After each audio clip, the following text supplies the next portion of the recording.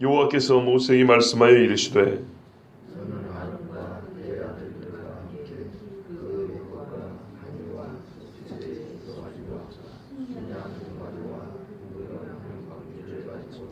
온 회중을 회막문에 모으라.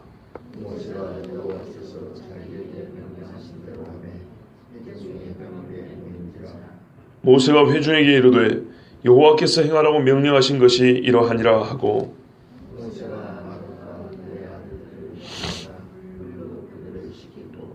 아론에게 속옷을 입히며 띠를 띄우고 겉옷을 입히며 에봇을 걸쳐 입히고 에봇의 장식띠를 띄워서 에봇을 몸에 메고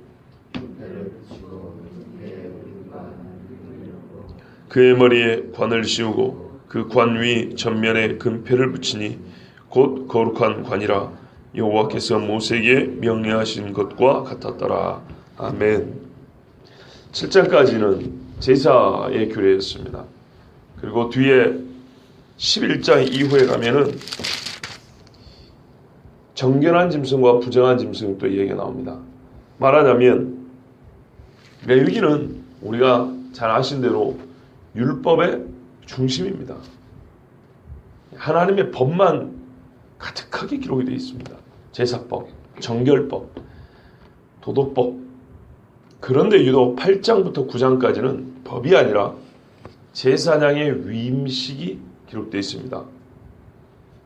뭐냐면 이거는 법이라기보다는 하나의 이야기입니다. 역사 이야기입니다. 여러분, 우리가 율법 하면 하나님의 법으로 생각하는 경향이 큽니다. 지금 8장부터 이제 10장까지 앞으로 볼 것인데요. 이 제사장의 위임식과 관련해서 개괄적인 내용을 먼저 말씀드립니다. 레위기 하면 율법의 연속 이렇게 생각하는데 율법의 연속이라기보다는 역사책이라는 것을 아셔야 됩니다. 하나님의 법은 역사적 배경 없이 주어지지 않습니다. 사람의 삶이라는 배경 없이 법이 그냥 공중에 이렇게 떠 있는 것처럼 주어지는 게 아니라고요. 가만히 서 있는 마네킹, 인형들에게 준 법이 아니고 움직이는 사람들에게 준 거예요. 그래서 살아가는 사람의 발걸음, 역사와 함께 주어진 게 하나님의 법이에요. 역사적 배경 위에 법이 주어진 것이고 그 법으로 역사를 살아가는 거예요. 실제로 삶을 살아가는 이야기예요. 삶과 법은 같이 갑니다. 사람이 없는 곳에 법이 무슨 필요가 있습니까? 그리고 사람이 있는데 법이 없으면 사람은 사람답게 살지는 못합니다. 두 번째는요. 위임식 예식에서 나답과 아비후가 죽는 일이 발생합니다. 그냥 죽는 것이 아니고 하나님이 쳐서 벌받아 죽습니다. 하나님의 말씀을 순종하라 그랬습니다. 순종하면 하늘에서 불이 떨어져 재물을 태웁니다. 불순종하면 하나님의 재물에서 불이 나와 그 사람을 사릅니다. 순종과 불순종을 나누고 순종하라고 주신 법인데요. 이 법을 어길 때 실제로 삶에 그 인생에 어떤 일이 벌어지는지 제사장을 통해서 먼저 보여주셨습니다. 순종하면 제사장의 가문이 복을 받고 불순종하면 제사장 집부터 하나님이 쳐버립니다. 하나님께서 후에 뭐라고 말씀하신다면 내가 만국을 심판할 때였는데 내 집, 하나님의 집에서부터 심판을 시작한다고 그랬습니다. 실제로 역사상의 어떤 민족보다 가장 큰 심판을 당한 민족이 이스라엘 민족 아닙니까? 가장 큰 복을 받은 민족이 이스라엘이면서 동시에 가장 큰 고난을 당한 민족도 이스라엘입니다. 복과 화의 대명사가 이스라엘입니다. 하나님께서 주신 역사, 즉 행동으로 주어진 하나님의 뜻을 레위기를 통해서도 발견할 수 있어야 됩니다. 법으로 주어진 하나님의 뜻도 발견하지만 레위기 안에서는 삶에서 주어진 하나님의 뜻도 발견할 수 있어야 됩니다. 그리고 레위기는 전반적으로 예배체계죠. 예배체계가 바로 세워져야 하나님 앞에 바른 예배가 드려져 하나님께 영광을 돌리는데요. 예배체계란 제도와 사람입니다. 제사법은 제도라 할 것 같으면 제사를 집례하는 사람이 어떻게 세워져야 하느냐, 이것도 매우 중요합니다. 여러분, 저는 제사장이 아니지만 여기에 왜 예배 인도자가 필요합니까? 그냥 우리끼리 예배 드리면 되는 거 아닙니까? 바로 그것이 고린도 교회의 문제였습니다. 예배를 드리는데 중구난방이에요. 질서가 없어요. 자기 받은 은사대로 저기서는 방언 기도하고 막 있고, 저기서는 예언하고 자빠졌고, 여기서는 손들고 막 할렐루야 혼자 막 큰 소리 불고 있고, 엉망진창이에요. 질서가 없어요. 그런 예배는 하나님 안 받습니다. 바울이 책망을 했습니다. 딱 잘라 한마디로 말하면 그게 예배냐 이런 말입니다. 자기가 생각에는 최선을 다한 예배일지 모르지만 그렇게 무질서하고 어지러운 예배는 하나님이 안 받는다는 거예요. 왜 그렇습니까? 하나님은 어지러움의 하나님이 아니요 질서의 하나님이나 분명히 그리 말씀했는데 너희 예배는 어지럽도다 그랬거든요. 무질서하다는 거예요. 마귀가 좋아하는 게 무질서합니다. 귀신 든 사람 봐보세요. 제자리에 붙어 있어야 되는 게 제자리에 있는 게 없어요. 머리도 말입니다. 머리카락요. 머리카락이 이 머리 두피 위에 있어야 제자리에 있는 거죠. 그러나 이 안에서도 이 위에서도 이렇게 가지런히 있어야지. 이게 막 이쪽 머리가 이렇게 가 있고 여기 이리가 있고 침이 이만큼 묻어 있고 똥이 묻어 있고 이런 머리는 아름답지 않습니다. 무질서하죠. 정상적인 머리를 갖고 있는 사람은 그런 짓 안 합니다. 제정신이 아닌 사람이 그렇게 하는 겁니다. 마귀는 제자리에 있어야 할 것을 다 흐트러 버립니다. 남편과 아내가 제자리에 있고 부모와 자식이 제자리에 있어야 됩니다. 국가의 지도자가 백성이 제자리에 있어야 됩니다. 선생과 제자가 제자리에 있어야죠. 근데 요즘에는 제자가 선생님 뺨을 칩니다. 이게 과연 하나님이 시킨 것이겠습니까? 사람의 악한 행동은 악한 심성이요. 악한 심성은 악한 자가 사로잡을 때 나오는 겁니다. 또 한 가지는요. 제사가 무엇인지 하나님이 가르쳐 주셨지 않습니까? 그럼 제사의 신뢰를, 바른 예배 신뢰를 보여주는 모범자가 있어야 돼요. 역사 중에 누군가는 순교했습니다. 누군가는 성경을 번역했습니다. 누군가는 교회를 세웠습니다. 누군가는 예배가 무엇인지 모범으로 보여줘야 하는 사람이 있습니다. 본인은 힘들지 몰라도 일평생 그 사람은 그 일에 헌신하고 희생해야 될 사람이 있습니다. 그래야 단 한 번의 모범으로 우리의 삶이 변화되지 않습니다. 여러분 잘 한번 생각을 해보세요. 이 새벽에 나오시는 여러분도 제가 같은 설교를 3번, 4번, 일주일에 한 번 나온 분들에 비해서 여러 번 반복해서 들으세요. 그럼에도 불구하고 1년이 지나면 또 까먹습니다. 감사하기도. 하물며 그래야 한데 금송아지 사건을 겪었습니다. 이 못된 본성이 금송아지 때 하나님 한번 쳤다고 해서 그게 사라질 것 같습니까? 그 악하고 잘못된 예배의 습성과 예배의 그 체계가 하나님이 징벌을 한다고 바로 세워질 것 같습니까? 그런 게 아닙니다.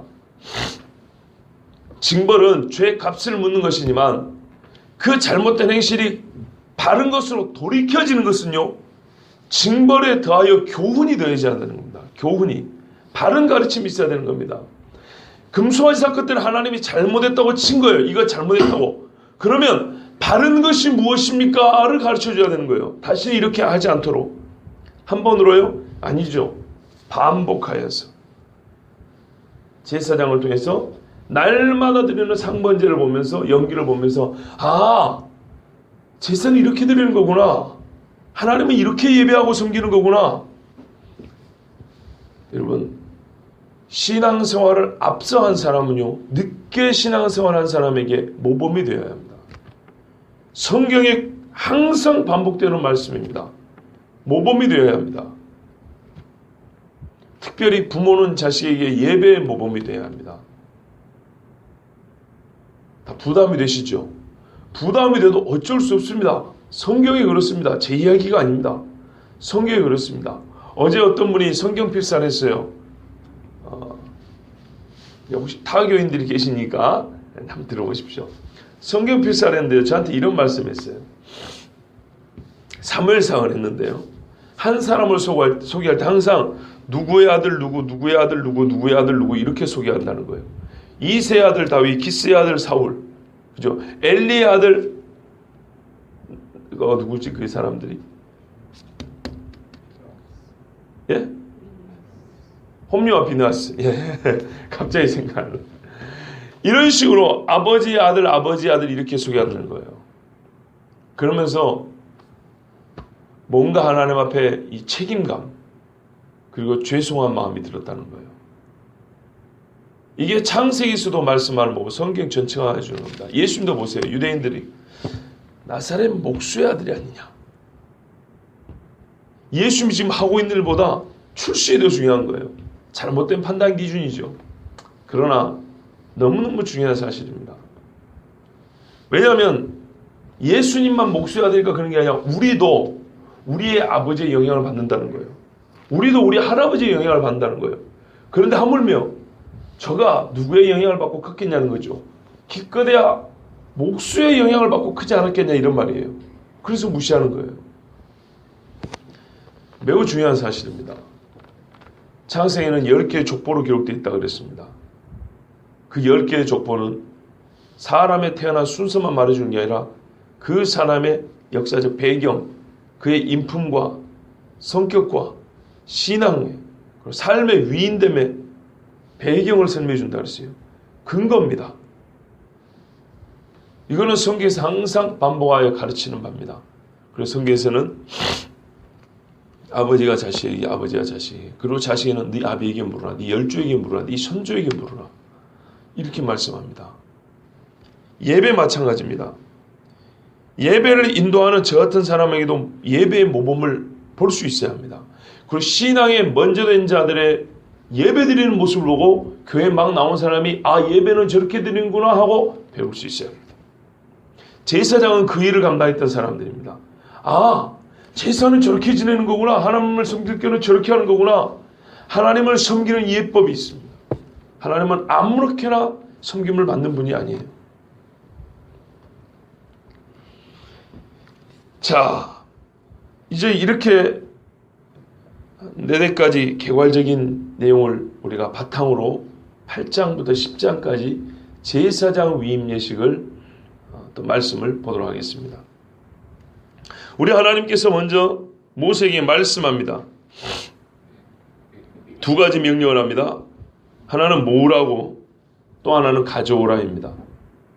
모으라는 아론과 그 아들들을 모으라입니다. 또 온 회중을 모으라 그랬습니다. 지금부터 할 일은 밀실에서 행해져야 될 일이 아니고 공개적으로 할 일이고 다 알아야 할 일이고 앞으로 이 일을 알고 서로 간에 관계를 맺고 살아간단 말입니다. 제사장 위임식을 보고 아, 저 사람이 제사장이구나 이렇게 알고 대해야 된다는 얘기입니다. 아, 저 사람이 제사장인데 제사장이 뭐하는 사람이구나 이걸 알고 그 앞에 짐승을 끌고 나가야 된다는 얘기입니다. 하나님께서 회막 문 앞에 백성을 모으라, 회중을 모으라 한 일이 그렇게 많지 않아요. 광야 생활 중에. 첫째는 성막 지을 때 각기 하나님 앞에 헌물을 가져오라 그랬지 않습니까? 그 일이 중요하다고 백성이 알릴 때 한번 모으라 그랬어요. 그 다음에 제사장 위임 때 한번 모으라 그랬어요. 그리고 언제 제가 알기로는 성막을 다 짓고 난 다음에 또 한 번은 반석에서 물이 나올 때 그리고 과연 누가 제사장이냐 지도자냐고 아론과 그 백성의 지도자들 모아가지고 그런 적 있죠. 그럴 때 다 보면 중요한 사건들입니다. 그리고 다 공개적으로 밝혀져야 될 사건들에 하나님께서 백성을 모으라 했어요. 한 4대까지 정도, 한 5, 6가지 정도 됩니다. 그만큼 중요한 일이에요. 이 일에 하나님께서 모으라 그랬어요. 예수님이 세례 받으셨죠. 예수님의 공적인 사역 위임식과 같습니다. 그때 예수님이 세례 요한에게 뭐라 그러냐면요. 많은 사람이 보고 있는데 우리가 이와 같이 하여 모든 의를 이루는 것이 합당하니라. 마태복음 3장 15절에 그리 되어 있어요. 우리가 내가 예수지만 한낱 사람인 너에게 세례를 받는 것이 하나님의 일을 하는데 옳다 이런 말이에요. 왜냐하면 예수님이 신성을 가진 하나님이시지만 이 땅에 오신 것은 하나님의 여호와의 종, 이사야 말씀 내가 내 종, 내 기뻐하는 종을 보라. 내 종을 보낸다 그랬단 말입니다. 예수님께서 자기를 낮추사 이 땅에 오셨기 때문에 그 낮춘 종으로서 사역을 감당하기 위해서는 공적으로 하나님 앞에 위임식을 받아야 되는 거예요. 이 종으로 살기 위하여. 그 일이 바로 세례식입니다. 예수님이 그래서 세례 요한에게 세례를 받으시고 이 일은 하나님의 의를 이룬다 그랬어요. 어제 들으셨죠? 의를 이루는 거예요. 옳은 일이고요. 우리를 위한 하나님의 선한 일을 행하기 위하여 반드시 치러야 될 과정이라는 거예요. 제사장의 위임식이 그와 같습니다. 예수님이 말씀하자면 제사장으로 기름 부음 받은 겁니다. 그날 우리에게. 가져오라 그랬습니까? 뭘 가져오라 그랬습니까? 소, 순양, 무교병 한 광주리, 의복, 관유. 자, 이것들은 제사장 위임 예식에 필요한 것들입니다. 증표입니다. 이 사람이 제사장은 증표입니다. 그 중에 한 가지는 의복과 장식물들입니다. 이건 몸에 부착하는 겁니다. 두 번째는 제사 지낼 제물들입니다. 이 의복은 제사장의 권위와 기능을 나타내 주죠. 그리고 순양과 순염소와 뭡니까? 무교병, 관유는 빼고요. 무교병 한 광주리. 이거는 다 제물들입니다. 제사장이기 전에 이 사람들은 그냥 일반 백성이었죠. 그렇지 않습니까? 위임식 하기 전까지는 일반 백성이에요. 일반 백성으로서 제사장으로 세워지기 전에 이들의 모든 죄가 씻음을 받아야 하고, 그리고 하나님 앞에 권위를 위임받아야 합니다.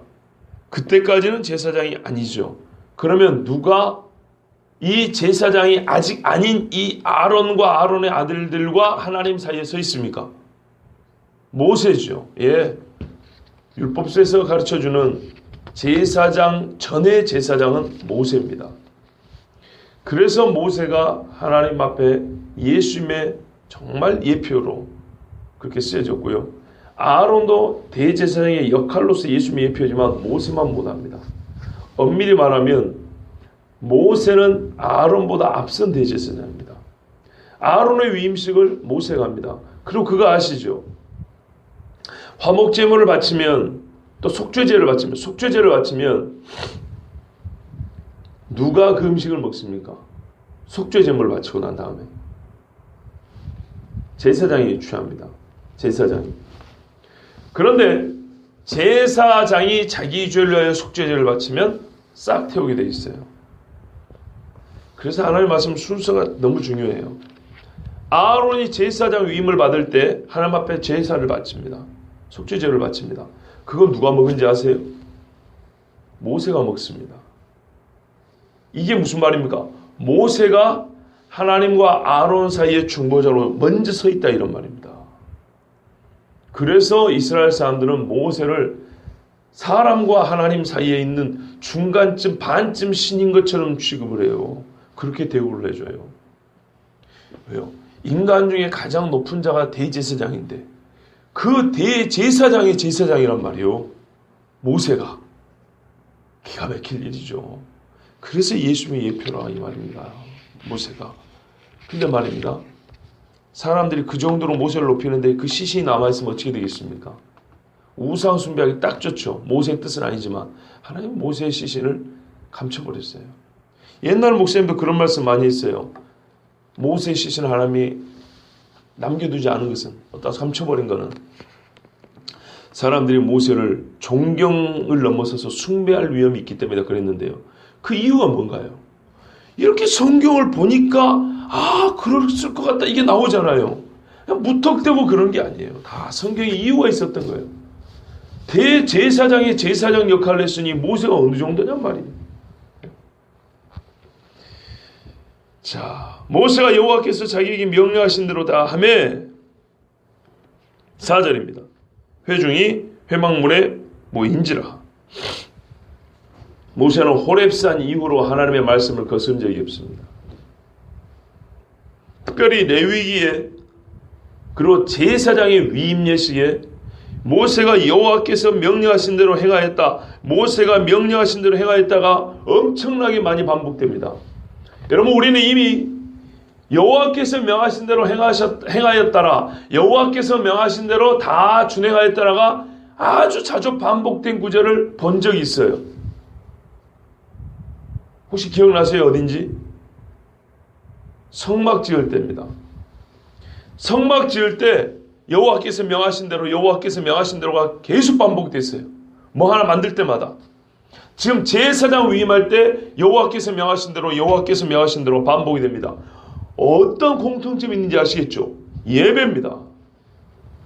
내가 너희와 함께하리라. 그래서 나는 너희의 하나님이 되고 내가 너희와 함께하는 그곳 성막, 그리고 거기서 백성은 여호와를 만나고 말씀을 듣고 제사하는 그곳, 임마누엘 하시는 그곳, 그 예배 장소를 지을 때 하나님께서 말씀을 많이 하셨고 백성은 철저하게 순종했습니다.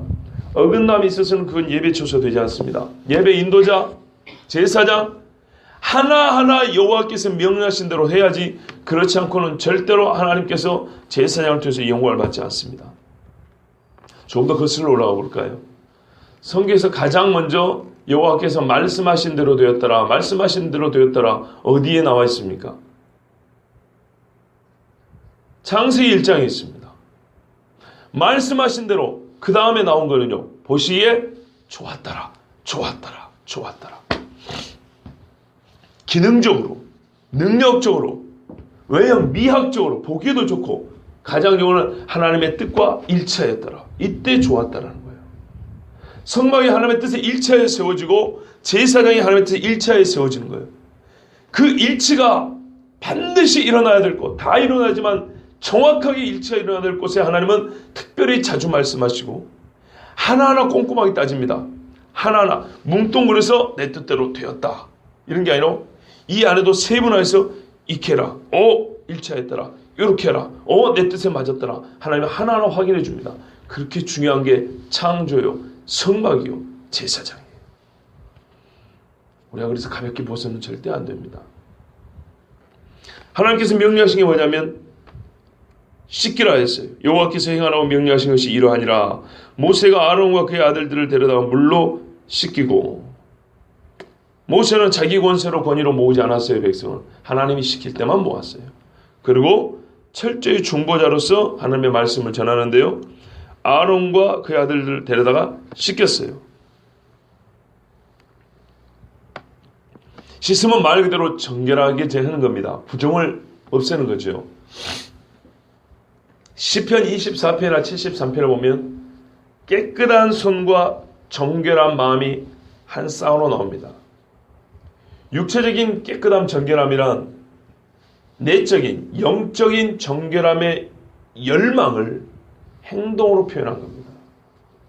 제사장이 물로 씻겼다는 말은 하나님은 항상 마음을 보시죠. 제사장의 속은 이 물로 씻음 같이 항상 정결하고 정직해야 된다는 말입니다. 다윗이 죄를 짓고 하나님 앞에 기도했습니다. 그러면서 간구했던 것은 뭐냐면요, 첫째, 죄 용서해 주옵소서. 둘째, 성령을 내게서 거두지 마옵소서. 다시 성령 충만을 원합니다. 구원의 기쁨을 회복하소서. 정직한 영과 정결한 마음을 새롭게 하소서. 이것이었습니다. 제사장에게 지금 물로 씻음이란 다윗의 기도같이 정한 마음과 정직한 영을 요구하는 겁니다. 그렇게 살아야 된다는 것입니다. 그러고 나서 아론에게 속옷을 입힙니다. 띠를 띄우고요, 겉옷을 입히고 에봇을 걸쳐 입히고 에봇에 장식띠를 띄우고 에봇을 몸에 메고 흉패를 붙이고 흉패에 우림과 둠밈을 넣고 그 머리에 관을 씌우고 관 위 전면에 금패를 붙이고 거룩한 관이라 여호와께서 명령하신 것과 같았더라. 이렇게 말씀합니다. 속옷은 피부에 바로 닿는 내복입니다. 길게 입는 통을 옷잔 내복이고요. 띠는 한 번 두는 게 아니고 한 번 돌리고 이렇게 해서 길게 늘어뜨리는 아주 긴 띠라 그랬습니다. 옛날에 출애굽기 때 다 말씀을 드렸기 때문에 오늘은 그냥 간단히 말씀드린데요. 겉옷은 청색으로 입은 이 앞치마 같은 거라 그랬고요. 그 다음에 에봇은 위에 입는 일종의 조끼입니다. 그 위에 흉패가 있었죠. 금으로 돼가지고 12보석 지파 이름을 붙였고요. 우림과 둠밈은 빛과 완전함이라는 뜻인데요, 주사위 같은 겁니다. 하나님의 뜻을 물을 때 썼던 이거를 흉패 안에 집어넣습니다. 관은 청색으로 쓴 모자인데요. 약간 이렇게 빵 모자 비슷하게 일반 제사장과 좀 다른 모자라 그랬고요. 금패는 이 앞에 금으로 순금으로 이렇게 패를 하나 딱 붙이는데 띱니다. 요만한 떼인데 여기에 여호와께 성결 이렇게 써있다 그랬습니다. 요 사이는 예복을 입고 제복을 입는 것이 참 어색하고 잘 하지 않는 시대입니다. 왜냐하면 개성을 중요시 여기기 때문이죠. 그런데 이 예복과 제복이라는 것은 개인의 개성이나 취향보다는 그가 가지고 있는 직무, 역할 또는 권위를 강조하여 알려주는 옷들입니다. 제사장 한 사람 한 사람의 능력의 차이와 개성의 차이를 강조하는 것이 아니고 모든 제사장이 공히 하나님 앞에 어떤 직무와 책임을 가지고 있는지 그것을 가르쳐주는 것이 옷입니다. 그래서 옛날에 우리 목사들도 보면 가운이 있어요. 저도 있어요. 스톨도 있고 다 있는데 안 합니다. 일부러. 왜냐하면 이런 직무를 나타내주는 그런 의미도 있긴 하지만 시대가 좀 변하다 보니까 이거를 가지고 그 일종의 권위의식을 옛날 바리새인들처럼 그런 경우도 없지 않아 있고 실제로 예배 인도하는데 오히려 불편합니다.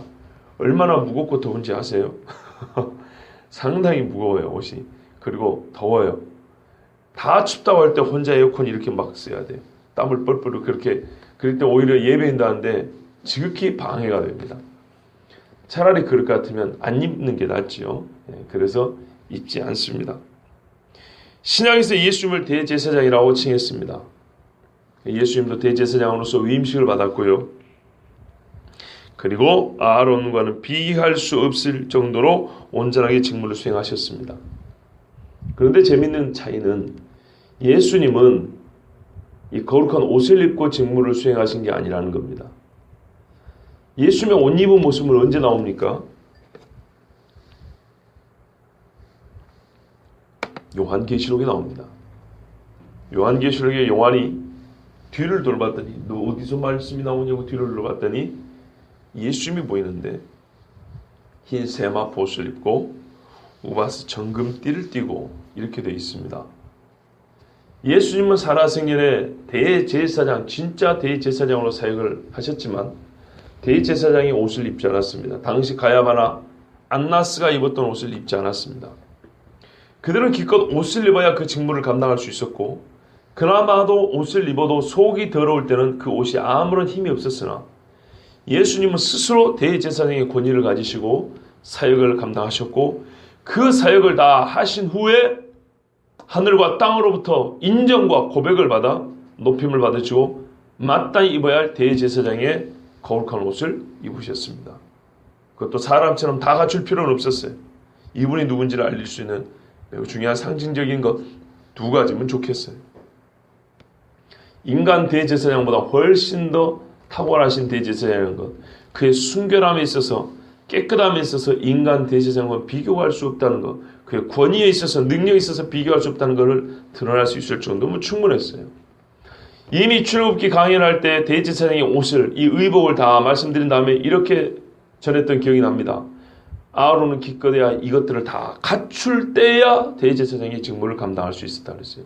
인간은 아무리 뛰어나봐야 이 인간 자체가 죄인이기 때문에 붙이고 띄고 묶고 걸고 뭐 별거를 다 해야 고작 그래야 한날 가서 대제사장의 직무를 감당할 수 있지만 예수님은 그와 같지 아니하다고 말씀을 전했습니다. 성경은 예수님은 그와 같은 옷을 입지 않고 대제사장의 직무를 감당하셨고 오히려 그 권위를 나중에 인정받고 대제사장의 옷을 입으셨다 이렇게 말씀합니다.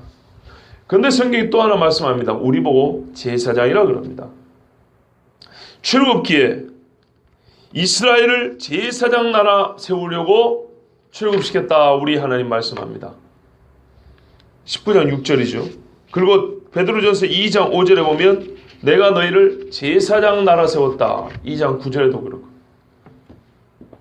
요한계시록 1장 6절에도 거룩한 나라, 제사장 나라 이렇게 말씀합니다. 교회입니다. 베드로전서와 요한계시록은 교회를 말하고 출애굽기는 이스라엘을 말합니다.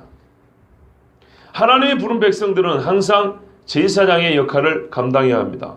즉 믿는 자와 믿지 않는 자와 하나님 사이에, 믿지 않는 가족과 하나님 사이에 내가 있으므로 그가 예수를 만날 수 있도록,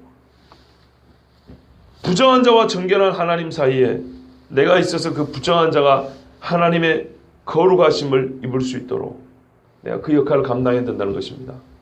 그런데 구약의 대제사장, 즉 인간 제사장은 제사장의 의복을 입었죠. 그래서 성경에서는 이 이미지를 그대로 사용해서 제사장으로서 살아가야 할 우리에게 제사장의 옷을 입으라 말씀하고요. 그 제사장의 옷을 입으라는 것이 우리가 곧 제사장의 직무로 살아야 한다는 것을 환기시켜주는, 다시 한번 깨닫게 해주는 그런 말씀으로 주어진 구절이 몇 구절 있습니다. 예를 들면 데살로니가전서 5장 8절에 믿음과 사랑의 호심경 흉패죠 붙이고 구원의 소망의 투구를 쓰자. 이거는 제사장의 관과 같습니다. 또 골로새 3장 12절에도 그러므로 긍휼과 자비와 겸손과 온유와 오래 참음, 이게 재료입니다. 금색, 청색, 자색실이 아니고요. 곱게 꼰, 가늘게 꼰 배실이 아니고 긍휼과 자비와 겸손과 온유와 오래 참음을 옷 입고 그랬어요. 이게 이 땅에 살아가는 제사장으로서의 그리스도인입니다. 우리는 실제로 제사장처럼 그런 옷을, 멋진 옷을 입지는 않습니다.